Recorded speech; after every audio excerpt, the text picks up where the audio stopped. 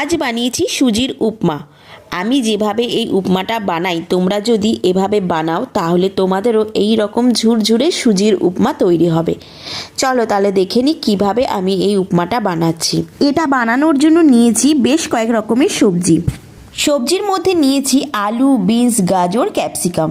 সবজিগুলোকে বেশ মিহি করে কুচিয়ে নিয়েছি। এখন গ্যাসে একটা কড়াই বসিয়ে দিয়েছি পরিমাণ মতো সাদা তেল। তেলটা গরম হয়ে গেলে চীনাবাদামগুলোকে একটু ভেজে নিচ্ছি।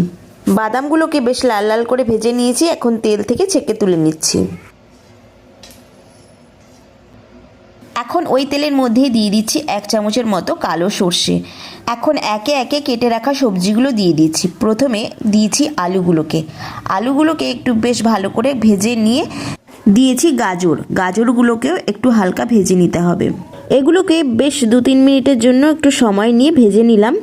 এরপর দিয়েছি বিনস কুচি আর ক্যাপসিকাম। দিয়ে দিচ্ছি কারি পাতাটা দেওয়ার কারণে এই উপমার ফ্লেভারটা আরও সুন্দর আসে। এখন সব কিছুকে খুব ভালো করে ভেজে নিতে হবে। ওপর থেকে দিয়ে দিচ্ছি 2টো চেরা কাঁচা লঙ্কা। এখন আবারও সব কিছুকে খুব ভালো করে মিশিয়ে নিচ্ছি।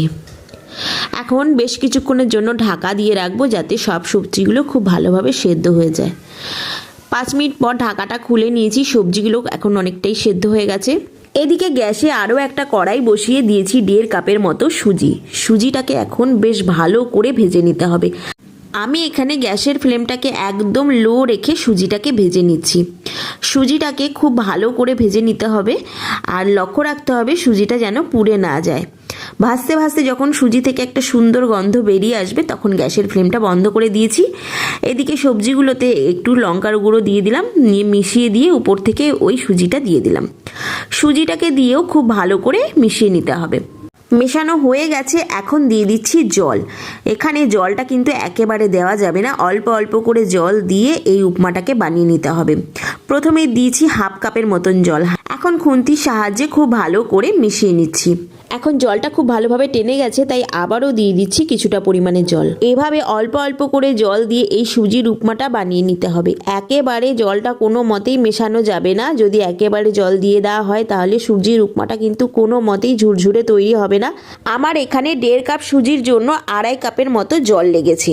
এখন ওপর থেকে দিয়ে দিচ্ছি ভেজে রাখা চীনাবাদামগুলোকে। এখন এগুলোকে দিয়েও খুব ভালো করে মিশিয়ে নিচ্ছি।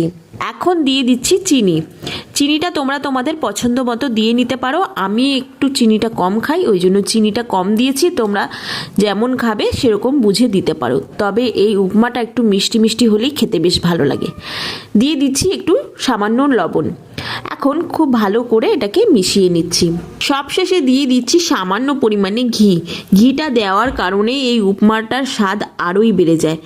দেখলে তো কত সহজে একদম ঝুরঝুরে সুজির উপমাটা আমি বানিয়ে নিলাম। এটা দেখতে যতটা না ভালো লাগছে, এটা খেতে তার থেকেও ভালো হয়েছিল। আজ এই পর্যন্তই। দেখা হচ্ছে নেক্সট কোনো ভিডিওর সাথে।